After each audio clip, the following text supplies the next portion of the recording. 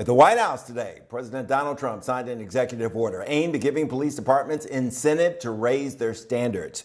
Among other things, it encourages them to collect and track complaints of excessive force, and it calls for police to work more closely with mental health professionals while responding to emergency calls.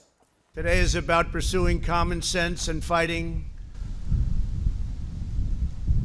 for a cause like we seldom get the chance to fight for.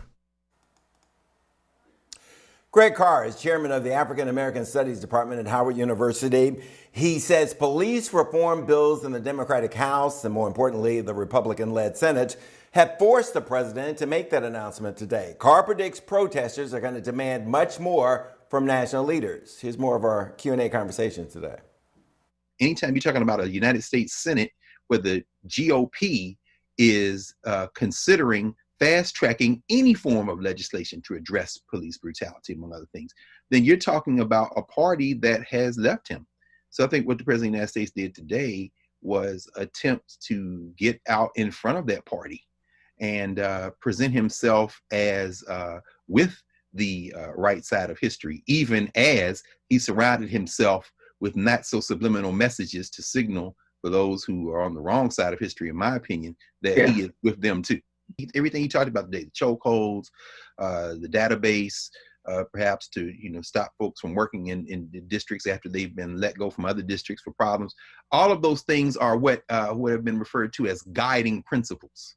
In other words, there was nothing in this executive order that mandates immediate action. Those who are what we would call, I guess, progressives now, who are in elective office, certainly see this as an opportunity to advance policies they've long championed. And those who we consider, conservatives, are conceding that something must be done. But from progressive to conservatives, there's one thing I think all elected officials would agree with. They want the folks in the streets to allow the political process to work.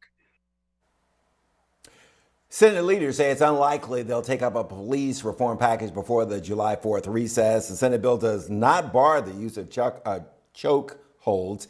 It attempts to discourage the practice, though, and that's according to the Washington Post. Now, the House bill does ban that practice.